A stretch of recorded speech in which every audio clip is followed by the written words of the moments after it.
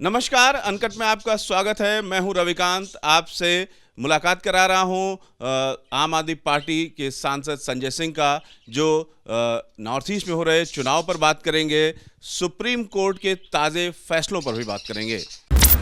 Supreme court ने चुनाव आयोग पर एक महत्वपूर्ण फैसला दिया है।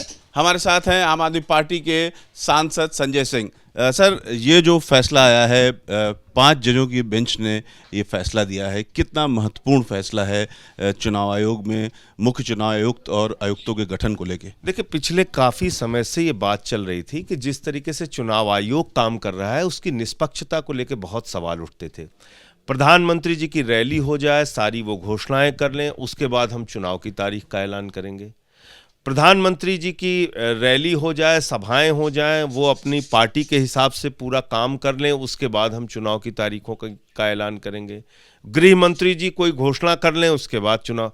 तो इससे कहीं ना कहीं चुनाव आयोग की निष्पक्षता को लेकर बहुत सारे प्रश्न उठ रहे थे, और मैं समझता हूं कि ये ऐतिहासिक फैसला है, और ये फैसला भारत के सर्वोच्च न्यायालय के इतिहास में दर्ज किया जाएगा कि आज मुख्य न्यायाधीश, विपक्ष के नेता और प्रधानमंत्री के द्वारा चुनाव आयोग का गठन होगा। और ये अपने आप में कहीं ना कहीं सरकार का जो नियंत्रण था चुनाव आयोग पर, वो नियंत्रण खत्म होगा, क्योंकि सरकार एक पॉलिटिकल पार्टी के जरिए बनती है, और चुनाव आयोग में ही अगर उनके लोग बैठे होंगे या उनके हिसाब से काम करने वाले लोग बैठे होंगे तो चुनाव की निष्पक्षता भी नहीं हो पाएगी। इस देश के अंदर एक एलओपी की भी बात थी कि धारणा है वो भी सही रूप में, और संविधान की जो मंशा है वो भी सही रूप में स्थापित नहीं हो पाएगी। क्योंकि ये भी हो रहा था कि एलओपी अगर आधिकारिक रूप से चुना ना जाए, संख्या कम हो विपक्ष की, तो उनका जो एलओपी का पद है वो माना नहीं जाता था। ये भी दिक्कत होती थी। देखिए, ऐसा है कि वो सारी दिक्कतें तो पिछली 2 बार से आ रही हैं कि 2 बार एलओपी नहीं बन पाया संख्या ना होने की वजह से। उसका क्या रास्ता निकलता है कानूनी रूप से, वो विषय आगे का है, उसको देखा जाएगा कैसे क्या होता है। लेकिन ये तो जरूर तय हो गया कि अब जो सरकारी नियंत्रण था चुनाव आयोग के ऊपर, कि जिसको चाहते थे उसको वहाँ बिठा देते। चुनाव आयोग की साख बढ़ेगी? निश्चित रूप से बढ़ेगी, निश्चित रूप से बढ़ेगी, और सुप्रीम कोर्ट का ये फैसला अपने आप में ऐतिहासिक फैसला माना जाएगा। मेघालय में बीजेपी की सरकार बनती नहीं दिख रही है, बाकी त्रिपुरा में फिर से रिपीट कर रही है, नागालैंड में सरकार बनती दिख रही। अभी देखिए, जो त्रिपुरा का रिजल्ट आया था उसमें, मतलब जो अब तक सामने आई है तस्वीर, उसमें भी बहुत स्पष्ट बहुमत की ओर बीजेपी नहीं दिख रही है। बाकी जहाँ तक मेघालय का प्रश्न है, मेघालय में भी बीजेपी नहीं आ रही है। और मैं तो ये कहूँगा कि कांग्रेस पार्टी जो रोना रो रही थी कि भाई आम आदमी पार्टी जहाँ लड़ती है वहाँ हम हार जाते हैं, गुजरात हम इनकी, आप क्या हो गया कांग्रेस को? क्यों नहीं लड़ पाते आप बीजेपी से?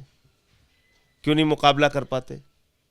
तो इसलिए मैं कह रहा हूँ कि आज वक्त है ये सबको समझने और सोचने का कि जिस प्रकार से भारतीय जनता पार्टी सारी मशीनरी का दुरुपयोग कर रही है, जिस प्रकार से भारतीय जनता पार्टी चुनाव में सारा तंत्र अपना झोंक देती है, उससे कैसे लड़ना है, क्या आप रणनीति बनाएंगे, उस स्पष्टता के साथ आगे बढ़िए। बीजेपी कह रही है कि त्रिपुरा में दोबारा हमारा आना ये बताता है कि नॉर्थ ईस्ट के लोग हमें दिल से स्वीकार कर रहे हैं। देखिए, अभी तो अंतिम परिणाम आ जाने दीजिए कि क्या स्थिति बनती है वहाँ पे। वहाँ एक नई पार्टी प्रोदित्यो जी की भी है, जो जिसने पहली बार में ही बहुत ही अच्छा प्रदर्शन किया है। उनको शुभकामनाएं भी हैं, और नॉर्थ ईस्ट की राजनीति में एक बड़ी दखल उन्होंने बनाई है। उनकी नई पार्टी पहली बार में ही इतनी सफलता लेके आ रही है, तो ये भी एक अच्छा संकेत है। अदानी को लेकर के लगातार आम आदमी पार्टी, खासतौर से आम आदमी पार्टी सांसद संजय सिंह आवाज़ उठाते रहे हैं, सदन के भीतर भी और बाहर भी। जो 6 सदस्यीय जांच कमेटी बनी है उस पर हम बात कर रहे हैं, किस तरीके से इसको देख रहे हैं? देखिए, पहली बात तो ये नरेंद्र मोदी जी की सरकार के नाकारेपन का उदाहरण है। ये साबित करता है कि मोदी जी की सरकार महाभ्रष्ट भी है और नाकारा भी है। पूरा विपक्ष एक स्वर में सदन के सत्र के दौरान मांग करता रहा कि यह दुनिया का सबसे बड़ा घोटाला है, करोड़ों लोगों का पैसा एलआईसी और एसबीआई में डूब रहा है, आप इसकी जांच कराने के लिए जेपीसी बनाइए। मोदी जी ने जेपीसी नहीं बनाई क्योंकि उनके मित्र का मामला था। और आज सुप्रीम कोर्ट को फैसला देना पड़ा कि 6 सदस्यीय टीम 2 महीने के अंदर अपनी रिपोर्ट देगी। 6 सदस्यीय टीम बनानी पड़ी अडानी के महाघोटाले की जांच कराने के लिए। यह अपने आप में भ्रष्टाचार मुक्त भारत बनाने के दावे की पोल खोलता है नरेंद्र मोदी जी की। यह अपने आप में यह बताने के लिए काफी है कि दरअसल मोदी जी इंडिया के प्रधानमंत्री के तौर पे नहीं, अडानी के प्रधानमंत्री के तौर पे काम कर रहे हैं।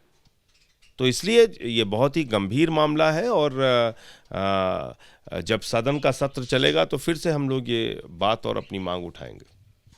रविकांत, दिल्ली।